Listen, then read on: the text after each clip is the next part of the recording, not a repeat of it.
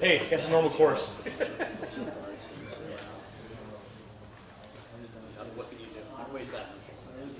Is everybody up and running live? The live screen good? Yep. Time's it, Jake? Close the door.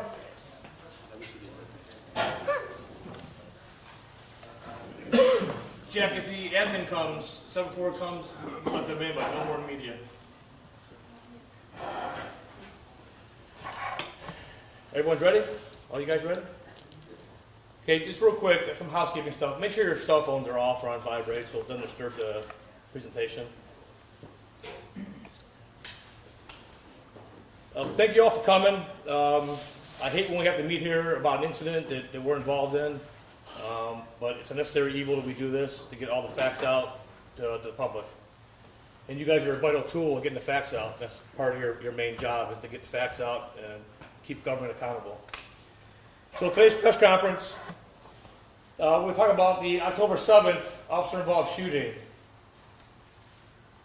The purpose of the press conference is transparency and to provide clarifying details to the media and the public and everyone that wants the information.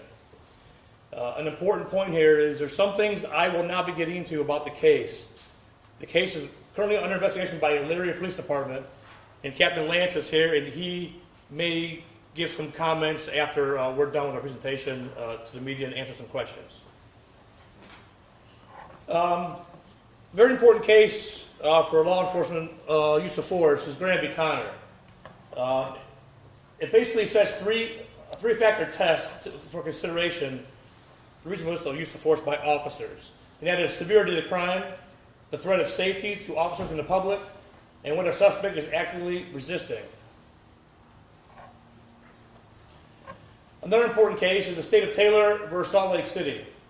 This case spoke about the split-second decisions that we have to make on scenes of incidents that there's not a lot of time to process or not a lot of time to make an operational plan or to think through what we're going to do. There's four factors that pretty much guide whether a suspect poses a credible threat or not.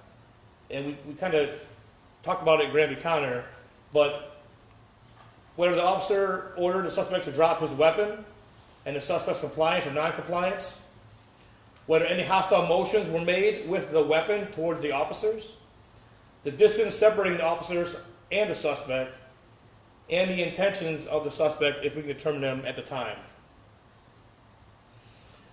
Ohio Revised Code 2911.01, aggravated robbery. No person in attempting or committing a theft offense, as defined by ORC 2913.01, or in fleeing immediately after the attempt or offense, shall do any of the following. That's very important. It's a very important phrase right there.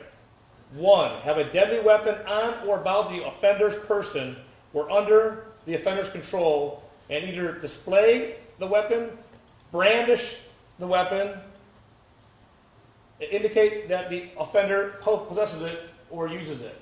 So even the mere motion of reaching for your waistband or like a shoulder holster or reaching for a weapon, that's all within this law. A deadly weapon. It's pretty much anything that can inflict serious injury or death to somebody. In this case here, it's a gun. Officer Isaiah Taylor, he is the officer that engaged the suspect, and he's the one that used deadly force. He's been here since 2019, and I believe it's about 5 years of service with us. He's currently a field training officer, and he serves as a mentor to our young officers.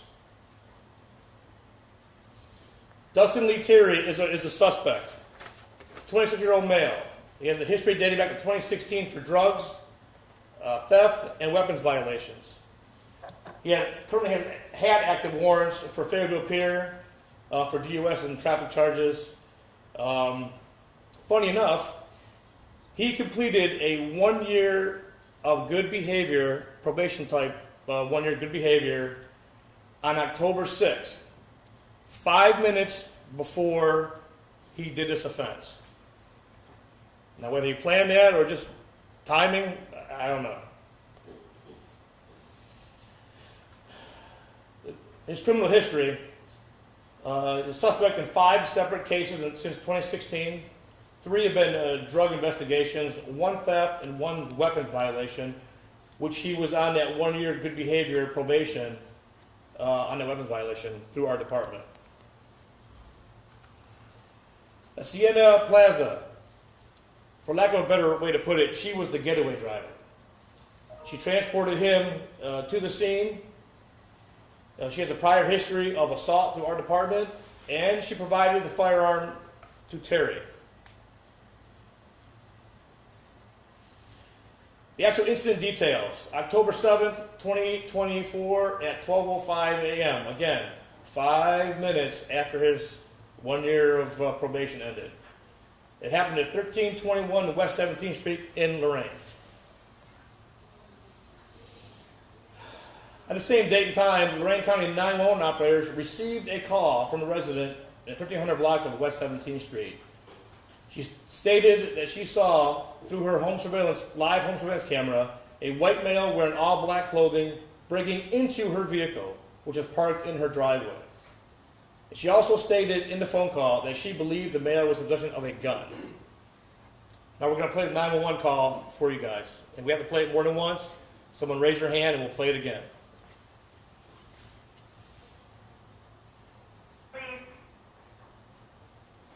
There's somebody breaking into my car. Okay, what is your address? 1317 West 17th Street. 1317 West 17th, and are you just watching them right outside? No, I have a camera. I can see them going on. Are you at home now? Yes, I am. And this is going on right now? Yes, it is. Okay, what kind of car is it? It's a Chevy Cruze. Okay, what color? White. Is it parked in the driveway? Yes. Well, kind of. It's in the grass, but it's mostly red. You said, so is it in the driveway? Yes, it is. Okay. Can you tell if that person's black, white, Hispanic? He's white. He's wearing all black.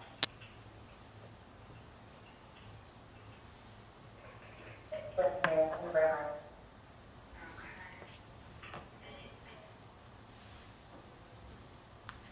Okay, and do you, and is this like real time you're watching?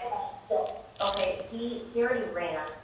He opened the car, and there is another car. It's a white vehicle. I cannot see anything in the vehicle. Okay, what direction did he go running? Okay, he's not running. He's still at me. He's by the car. He's looking around. I'm pretty sure he's armed, too, and he's looking around my house. Okay, okay, ma'am, why do you think he's armed? Because he has something on his hand, I'm pretty sure. You said he had something in his hand? Yes. Yes. Sorry, I'm not going to watch that much because the camera, it has a alert, and it goes off, so I don't want to. Okay, ma'am, we need to go back to what is in his hand. What makes you think it's a gun? I don't know. It was sticking out, and it looks like a gun. Okay. I'm sorry, I'm not trying to say but.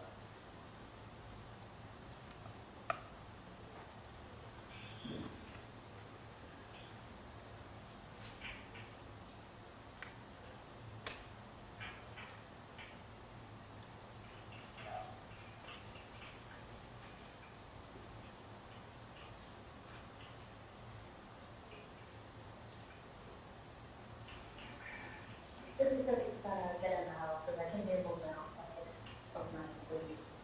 Okay. All right, just let me, if he takes off, I need you to tell me what direction. Now, do you see any suspicious cars, anything like that around? There was that in my house. I'm sorry? There was a white vehicle in front of my house. There's a white vehicle you don't recognize in front of your house? Yes. I don't recognize it. Okay. He hasn't set up the camera, that's the shot in front of the house. But I can hear movement on my side of the house, which is still like that. You said you can hear movement, that somebody else is around the house? Yes. Okay.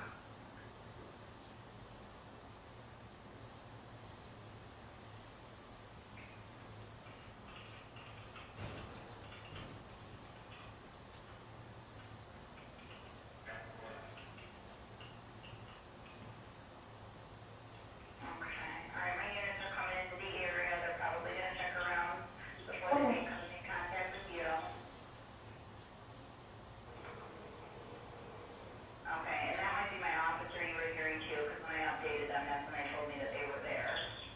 Okay.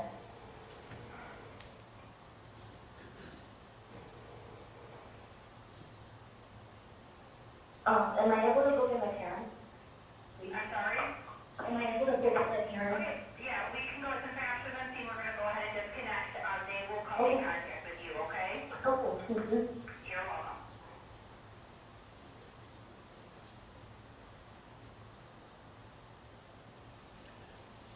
The dispatcher did a great job asking all the questions and drawing them out of her. The complainant was actually very calm considering what was going on in her house. The person with a gun looked like a gun. So they both did a really good job giving us information.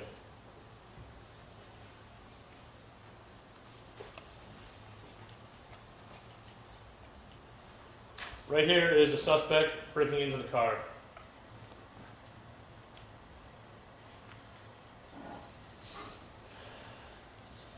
This is what he stole out of the car after he broke into the car.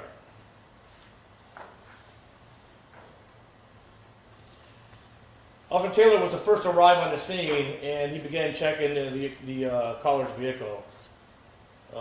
Officer Crossfire, he arrived, I believe, second, and he spoke with Mrs. Plaza, who was in the white vehicle out front of the house. You'll hear that he asked her some questions if she saw anybody out there, but she purposely gave false answers to mislead the officers. And she said that people were down the road a little bit by a silver car, hoping that we would respond there immediately instead of staying where they were at to investigate. Our officers thought something was suspicious, and they stayed put, and they did more investigation at the scene of the vehicle break-in.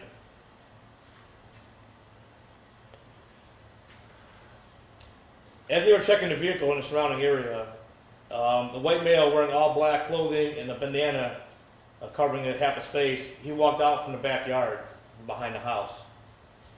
Officer Taylor first spotted the suspect, known now as Terry, walking down the driveway, and he immediately began giving commands to Terry to put his hands up, and in a couple of directions he gave him about being tased. He also announced that he was from the police department, so he was identified.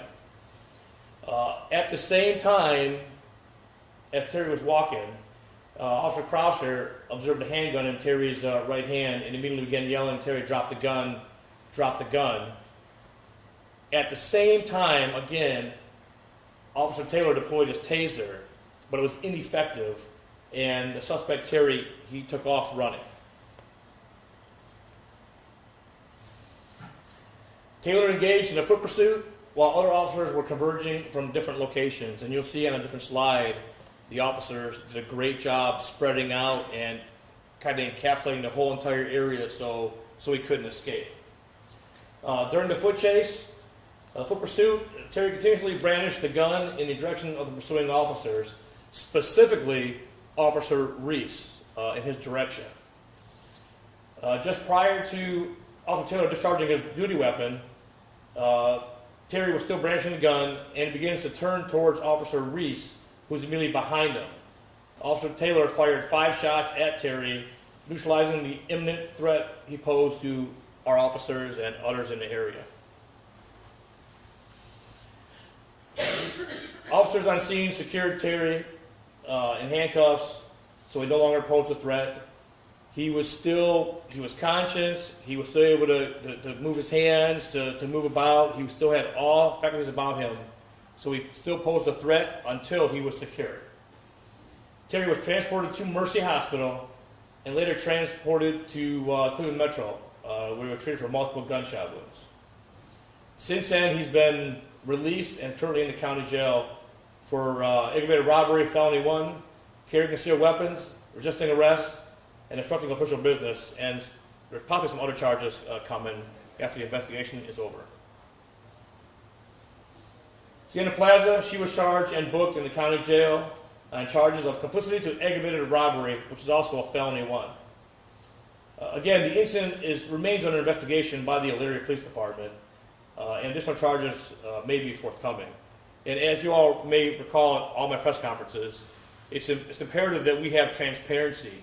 So we don't do our own investigations. We call other departments to come in and do it, and they have total control of the investigation. We don't take part in it. We only do what they ask us to do and provide what information they asked us to provide when they ask it. So we don't get involved at all. Here is the gun that he was carrying, brandished, and then later dropped after he was shot by officer.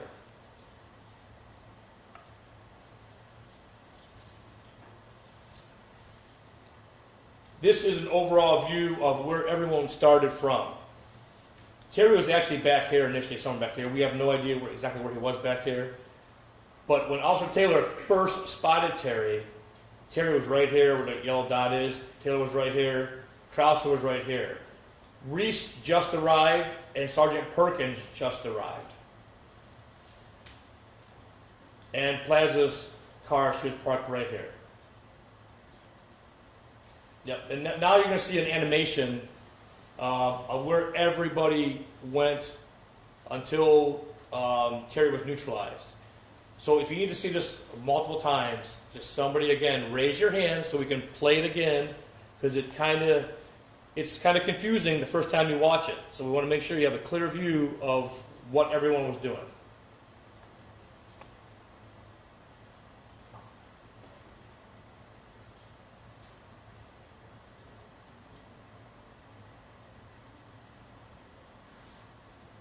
See it again? Yeah. Do it again. Right.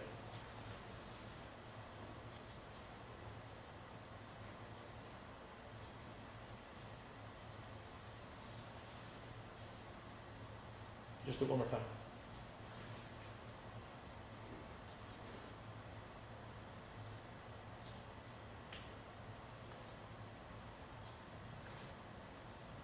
Now, special note here, Sergeant Perkins, he came around the house this way, and when you see the body cam footage, you're going to understand what happened and why it happened. But Sergeant Perkins and Officer Reese, you'll see were directly in the line of fire, and had Officer Taylor waited any longer to neutralize the threat, it is very possible that Terry may have engaged Sergeant Perkins, who surprised him around the corner, or these officers came here and there was a gunfight and there was multiple friendly officers in opposite directions for crossfire issues. So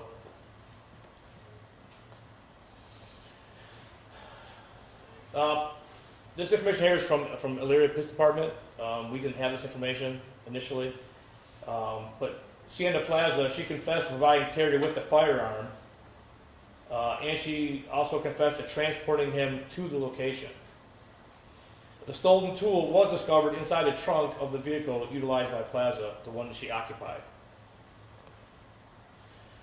Body-worn camera videos. We're going to go through a series of videos. We're going to play them full steam. We're going to repeat them full steam. Then we're going to go backwards to a slow motion version of it, and we'll repeat it as many times as we need to for y'all to get the clear picture of it. There's some foul language here. It is what it is.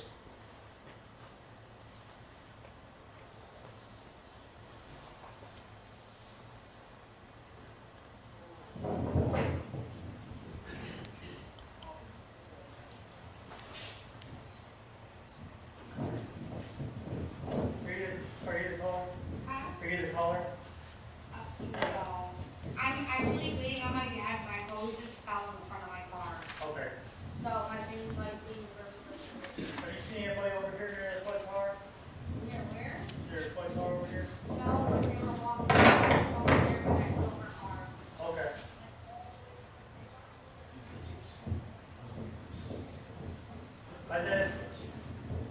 She said that they're walking down there by that silver car somewhere.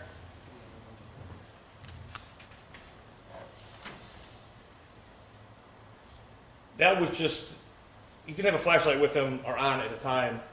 That's why it's so dark. But the main point of this first clip is to show that the plaza purposely misled the officers on scene to say that the people walking or around the area were down by the different car a few houses away. That's the point of this right here.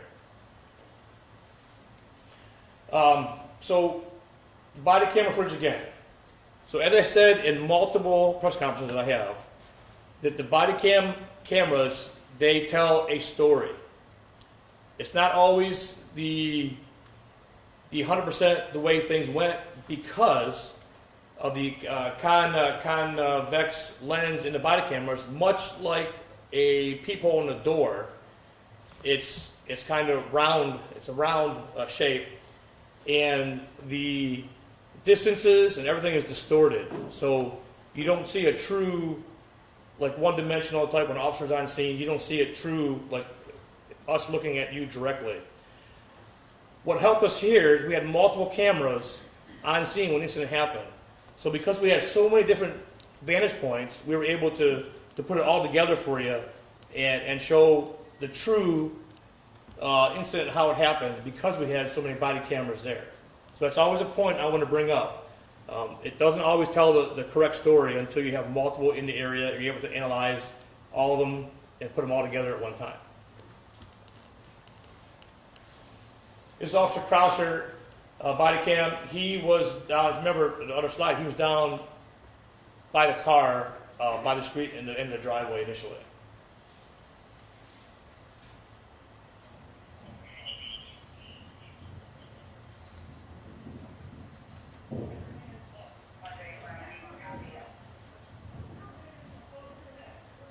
Let me see your hand. Hey, drop the fucking gun. Drop the gun.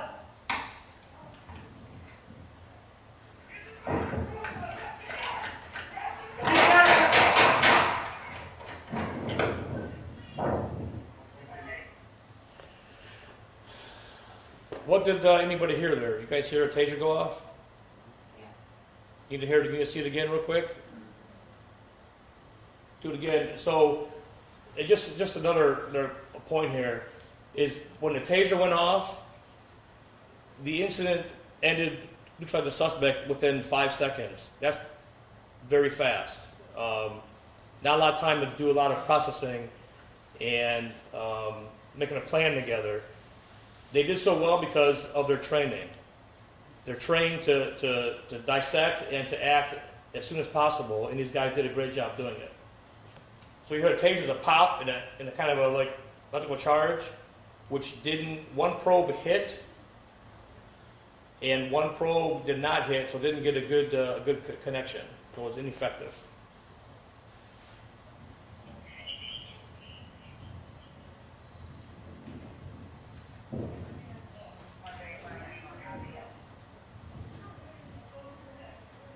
Let me see your hand. Hey, drop the fucking gun. Drop the gun.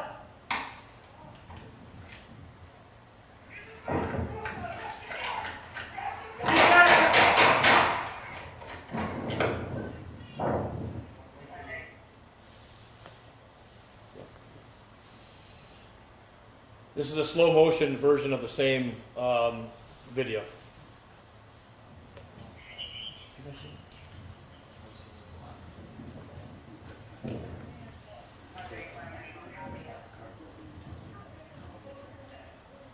Let me see your hand.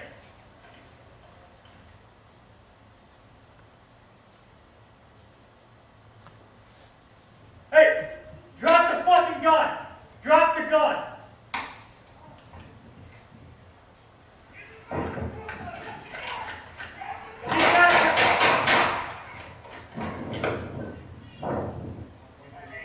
Do one more time, Jake.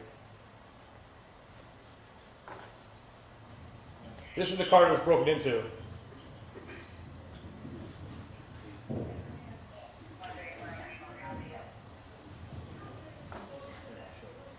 Let me see your hand. Gun in his hand. Hey, drop the fucking gun. Drop the gun.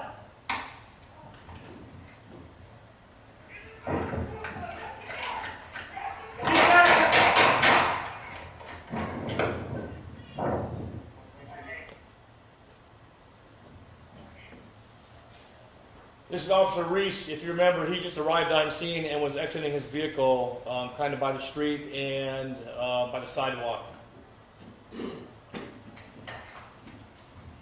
He's called. He's yelling at someone.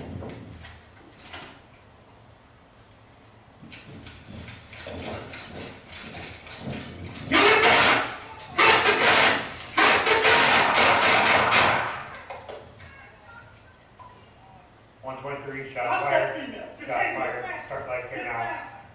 Get back! Get back! Roll over on your stomach.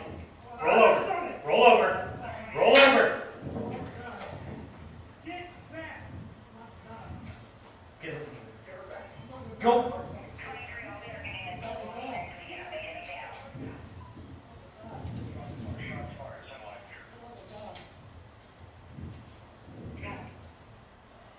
A couple things here to point out. I want you to listen to the officers. They gave great verbal commands. They were clear verbal commands. Each one of them were very clear. The suspect ignored every single command that he was given. He chose, instead, to keep the gun in his possession. He chose to brandish the weapon. He chose to flee. He chose to turn towards officers with the weapon in their direction. Everything you see here is a choice that he made. We react to incidents. We react to people's movements. We react to what they do. Also, at the end of this video, or close to the end of the video, you see the officer immediately call for life care to come and render aid to the suspect. No hesitation. Everyone's voice, they're very calm.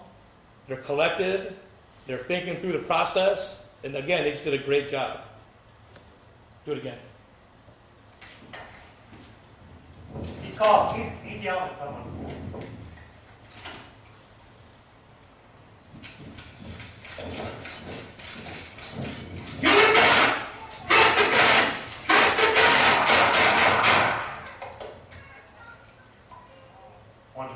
Shot fired. Shot fired. Start light here now.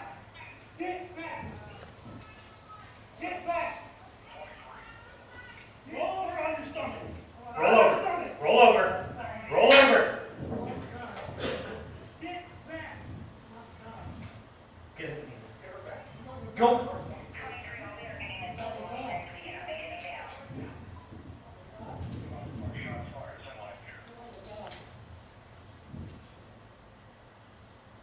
Slow motion, same video.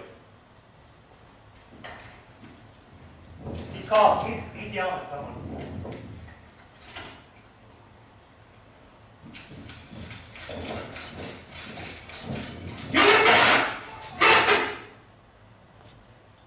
Gun.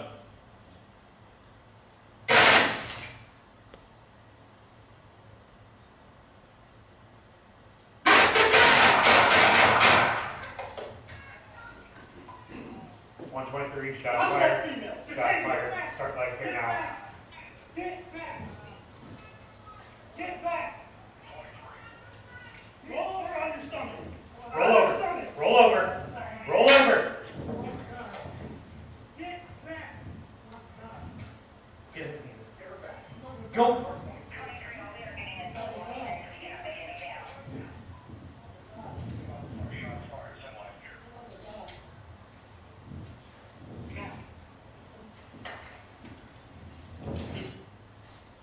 Now, we'll do it one more time, slow motion, but I want you to watch his body as he's running, and watch his hands. If any of you in here run, or back in the day, we were all in high school when everybody played sports and ran, you run straight ahead. You swing your arms. You don't run like this. That's not a normal gait. That's not a run.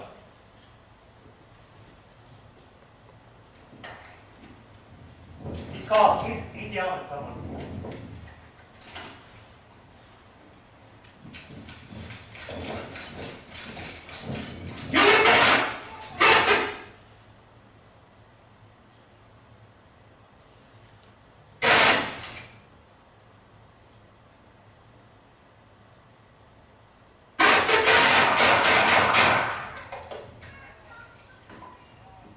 1.3, shot fired.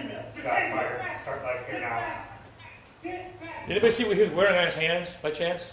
Anyone knows what he's wearing? He's wearing rubber gloves, surgical gloves. That's to keep his fingerprints off the car and off the weapon. This is Officer Taylor's body-worn camera. As you recall, Officer Taylor is the one that actually engaged and neutralized the suspect.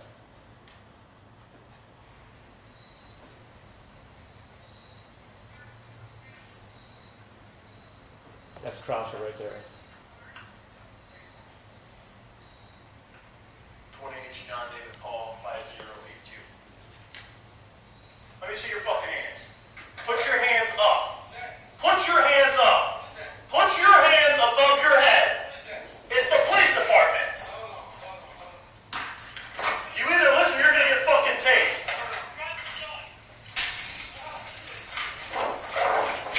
Launch your crossfire!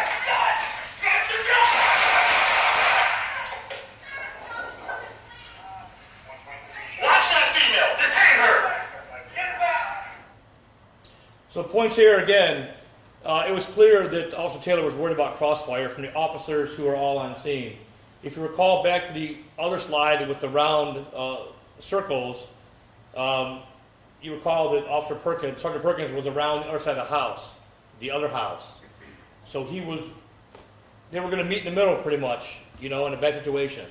And Officer Taylor, I think he realized that, and he took action in time before it got even worse. You want to see this again, or go to slow motion?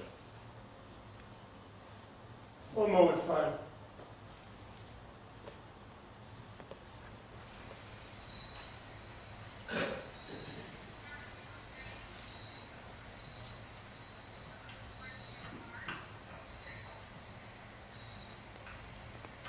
John David Paul 5082. Let me see your fucking hands. Put your hands up. Put your hands up. Put your hands above your head. It's the police department. You either listen or you're gonna get fucking tased. Ineffective deployment. Didn't work. Launch your crossfire! Gun.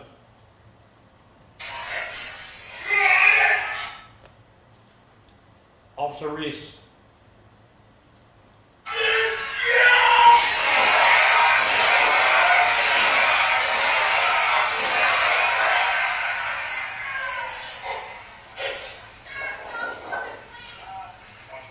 Watch that female! Detain her! So just one more time, and I need you to look at the view from Officer Taylor's body-worn camera. This is why I'm telling you that the body cameras tell a story, but until you combine more than one body camera, you're only getting a part of the story. Look at the suspect's arm as he's running, and from Taylor's perspective, put yourself in Taylor's shoes, from his perspective, that weapon was pointing at Officer Reese. So I need you to watch that real close so you guys see that.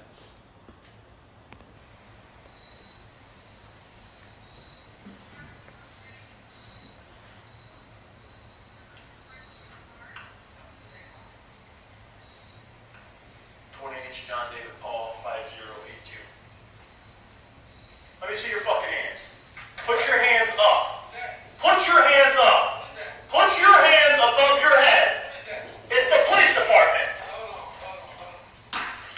You either listen or you're gonna get fucking tased. Taylor did not know he was armed at the time. He didn't see the gun. That's why he tased him. Launch your crossfire! Sergeant Perkins is going to come around this side over here. Now here's Reese. Arms up towards Reese.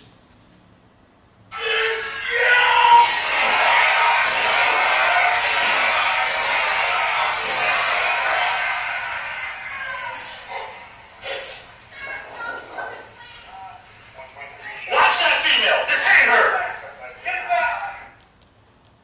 Next slide.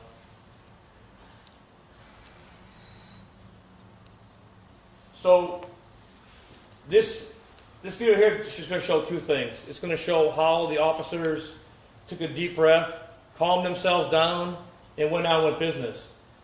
It's also going to show how well our guys are trained to treat injuries, not only from use of force, but from vehicle accidents or fights or anything else. You know, our guys have saved numerous lives from vehicle accidents and other fights and other victims of shootings with the equipment and training we have and we carry. We spend extra money on equipment bags. Over half the officers have these bags in their cars. It's like a combat field medical kit is what it is. We have 2 combat trained medics that fought in the Middle East and saved lives in the Middle East. They train our officers, and we do training multiple times a year. And this is why it looks so good, because they know what they're doing, and they were able to calm themselves down, and they made it all work together. We send all available units over here. Sergeant Perkins. Where are you going? Hey, Isaiah, front seat with the back. That's Taylor. Taylor ran to his car to get the medical bag to treat the suspect he just neutralized with deadly force. Sergeant Perkins went to his car and got his bag to treat that same Stay in suspect. your house. What? Okay, stay in your car. We're working with it. Stay in your car. They did not know she was involved initially in this incident until that point. Officer Taylor's right here. He's right here. Listen to how calm they are.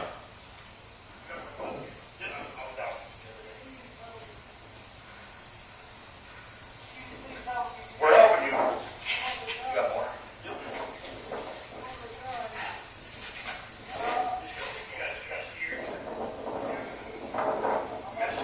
They may not be in this bag. Yeah, they are. We're all. They are. I know he's hitting this arm for sure. Looks like the side, lower back. Stay in your car. Stop moving. Stop moving. Stop moving.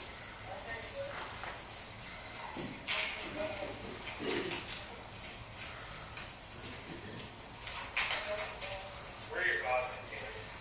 Oh my God. Right here. Keep working on getting that cut.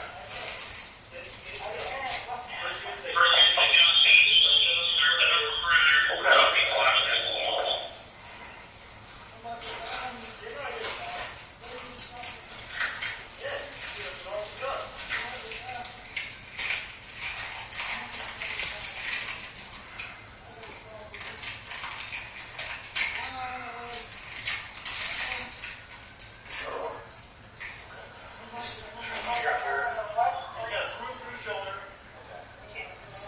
That's Taylor right there.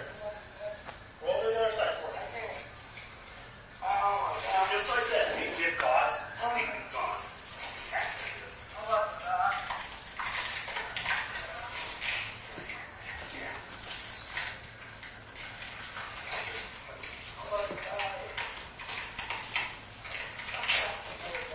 We got one right here on the elbow. Here, I say.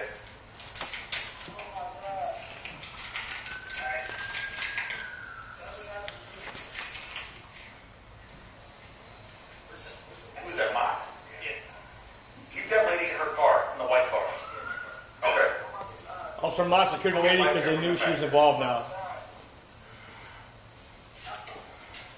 This just goes on to the medical care, so you can move on. You all will have this PowerPoint. You can go through it as well again if you want to. So we're going to back up to 2023. In May of 23, our pit crew pulled over Terry for minor traffic violations. You know, we get more guns and more bad guys and more warrants out of minor violations of traffic enforcement than anything else we do, which is why we do a lot of traffic enforcement, because we get guns and bad guys off the street to keep the people safe in Lorain. When they pulled him over, Terry, it's our opinion that Terry believed there's only one officer that pulled him over. What Terry didn't know is a second supporting officer was in the car, was outside his car, looking in as the first officer was talking to him. And the officer asked if there was any guns in the car, weapons in the car, and Terry started reaching his hand over to get the gun. It was on the front seat in open plain view. He was literally reaching for the gun to get the gun. The backup officer saw that, and he immediately stopped it. It just shows that Terry's prone to weapons violations. He's not afraid to pull guns on law enforcement. So, go ahead. This is an excerpt from the actual report, and we're getting the report for you guys as well, so hopefully we'll have that today, redacted.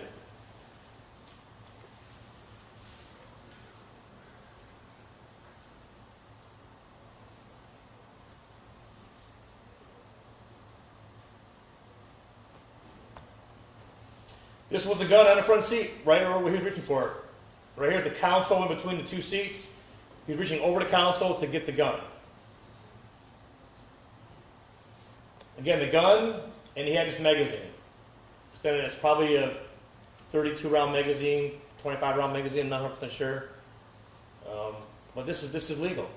You can get this. Here's just simple for you guys to have the case number. But he went to county police court with felonies. He pled to some charges and ended up, his sentence was 1 year good behavior and a fine. That 1 year good behavior ended on October 6th of this year. The fine is still outstanding. And you guys can draw your own conclusions from that. That's the end of the presentation.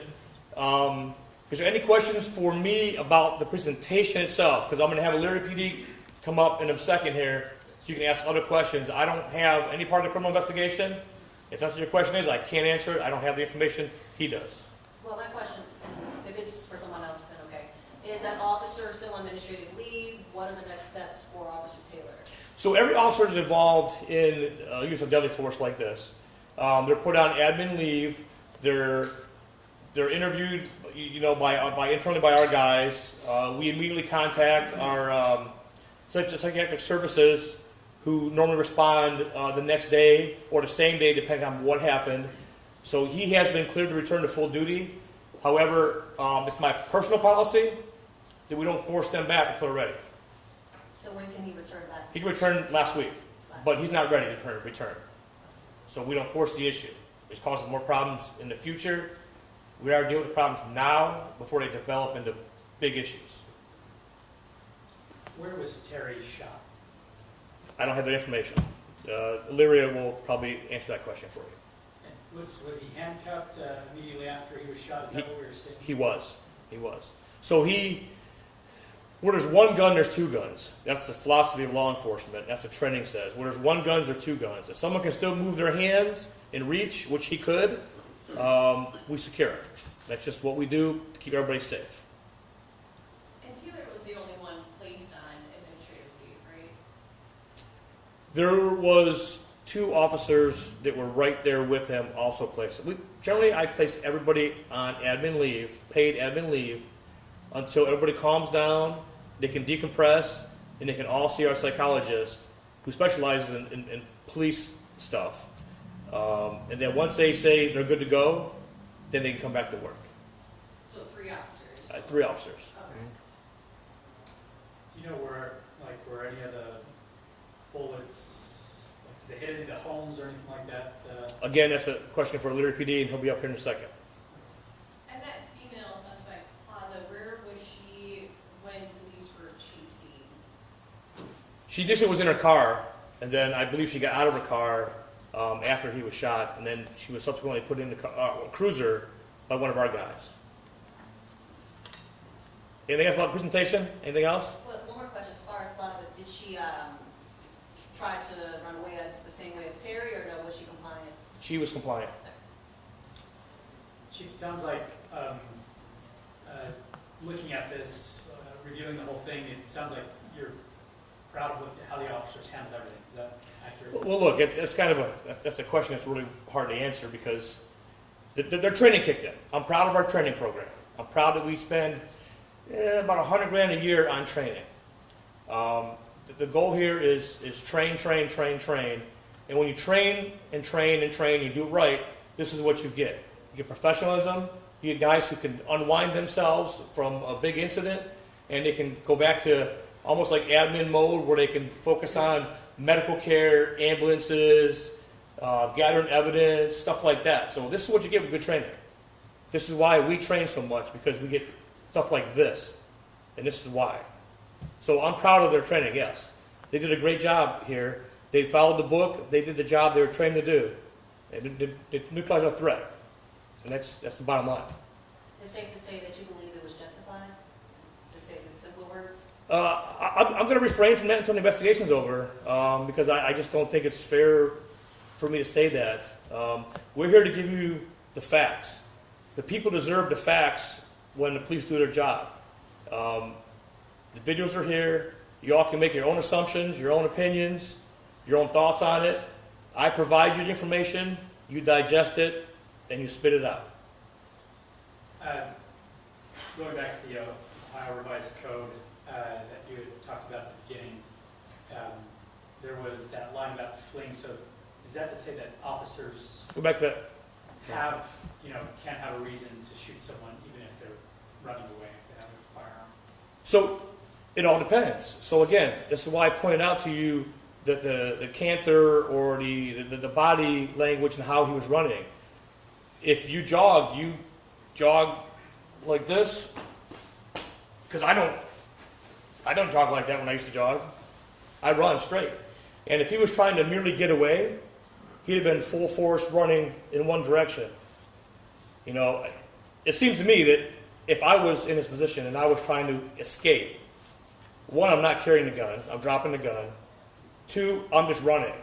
I'm not swinging my arms back and forth towards the officers with the gun in my hand in a ready position. And I apologize if you already mentioned this, but that gun, was it loaded in that? It's a Leary PD question. And Chief, for us, it looks like this whole interaction was very quick, just a couple minutes. 5 seconds from the taser to the shots fired. What would be going through an officer's mind on that scene, trying to assess what's going on? Again, they go back to training. This is why we train so much.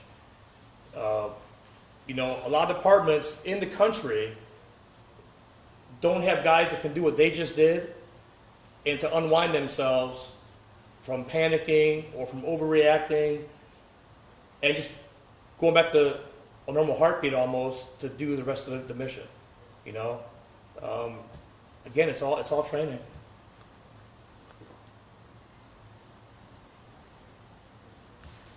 Cap? This is Leary PD, Captain Lance. Appreciate you. Thank you. Morning. I believe it's still morning. Yep. Good morning, everyone. My name is Captain Bill Lance. Last name is Lantz with the Elyria Police Department. Just first and foremost, thank you to the media for showing up and kind of telling the story. Thank you, Chief McCann, for your leadership with the Lorain Police Department and your demonstration of transparency both for your department and for your city. I think it's very commendable that you get up here and you provide this information and put it out there. With that being said, on October 7th, 2024, Chief McCann reached out to Chief Bill Pelko of the Elyria Police Department requesting an independent investigation into this particular incident. That's when I was notified, and members of the investigative unit with the Elyria Police Department were tasked with conducting an independent investigation into this particular incident. There's certain details moving forward. I did field some of the questions. I heard some of the questions. There's certain details with this being an active and ongoing investigation that I probably won't dive into. One thing that I did want to share with the audience here today is kind of talk about some of those next steps. So with us, what we want to first ensure is that we complete a thorough and comprehensive investigation, try to gather as much information and pull that information, examine that information. There'll be some additional items that are sent out for various testing to confirm and corroborate the information. Ultimately, at the conclusion of this comprehensive investigation, we will present the investigation to the Lorain County Prosecutor's Office. so that they can review the matter. From there, it is up to their office, that position, to make the determination on how the case will be handled. At times, the case could be just immediately identified as completely justifiable. It's very apparent. Or in certain situations where there may be some additional things in the air, the prosecutor could also make a determination to present the matter to a grand jury. So those steps are kind of in the future. Again, our primary goal is to complete this investigation diligently, accurately, and fairness and impartiality, and ultimately present that to the prosecutor's office. With that being said, I did hear some of the questions. I believe that there was one question about how many times the subject was, who had the question, how many times the subject was shot? Yes, sir. So the subject was struck a total of 4 times. I'm not going to go into too much particular. He was struck, I believe, 3 times in the trunk area of the body, which is the main component of the body, and once in the arm. And if I heard right, there were 5 shots total? 5 shots total, correct. And then somebody asked about any rounds that might have been located or discovered in a building. Yes. I believe 1 round was recovered from a garage. Any other questions for me? I know they said also that a chance that they could see more charges. How likely do you think that is? I think just based off of the charges that are out there, it is definitely something that will be considered, any additional charges. As far as ultimately, that's going to come down to the prosecutor's office as far as making the determination. Based off my understanding of both kind of the initial, because this one's a little bit different or unique. Oftentimes in these situations, the suspect may succumb to their injuries where we don't even have to deal with the criminal charges. This one is a unique case because the suspect survived his injuries. He's out of the county jail right now. So ultimately, the prosecutor will review the totality of the case and determine if there's any additional charges that should be considered. Anything that the subject said afterwards that would lead you to believe that he intended to fire an officer or anything like that? I'm not going to discuss that part of the interview. I can share with you the suspect has been interviewed, as well as his the complicit female. In this particular incident, we did conduct interviews with both of them, and that will be presented. Is that suspect out of the hospital? Just wondering what's his latest. Yes, it's my understanding the suspect is out at the hospital and presently out at Lorain County Jail. Any other questions? As you look into the investigation, in your professional opinion, do you believe this was handled the right way, or could have been handled differently?